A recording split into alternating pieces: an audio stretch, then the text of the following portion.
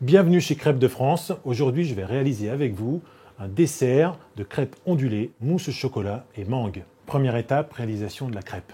Je graisse ma crêpière avec mon tampon graisseur, comme ceci, toujours graissé entre chaque crêpe. Je prends mon râteau, la main sur la poignée doseuse, et là, je viens mettre pile la bonne dose de crêpes.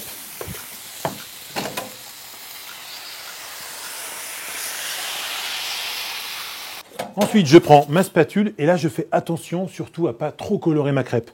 Je prends ma crêpe que je pose sur ma planche à découper. Ensuite, avec ma spatule, je vais venir découper un rectangle, comme ceci, on va dire à peu près 10 cm de large. Je vais venir couper aussi les extrémités, bien perpendiculaires. Ce rectangle, je vais à nouveau le couper en deux. Donc bien au centre, deux parties de même largeur, très important. Voilà, j'ai mes deux bandes de crêpes. Alors vous avez vu, j'ai pas trop fait cuire les crêpes. Justement, elles vont ensuite passer au four et là elles vont dorer. Ensuite, je prends une plaque à pâtisser. Je viens mettre deux feuilles de papier cuisson.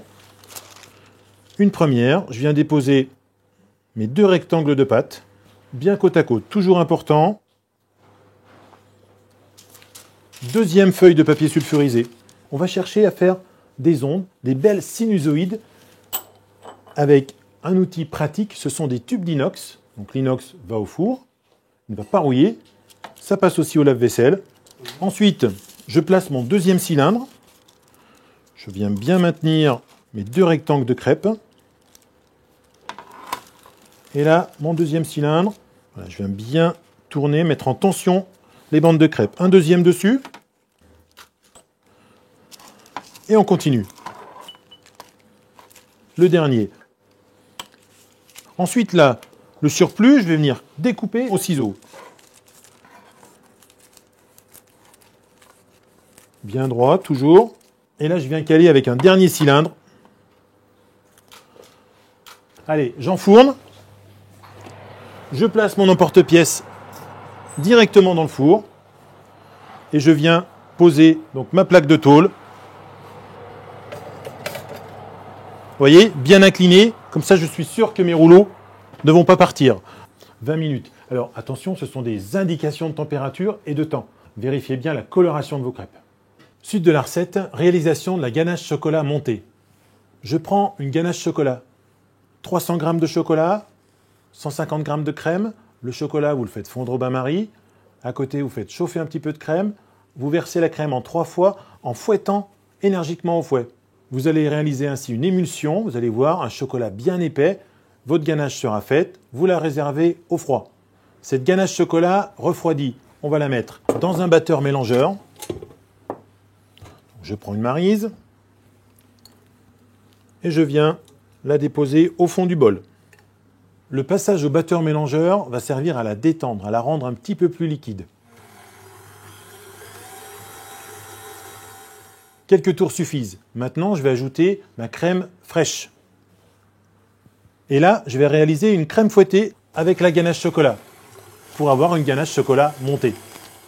Ensuite, je vais prendre une poche à douille d'un diamètre à peu près 10 mm et je vais garnir avec ma ganache chocolat montée.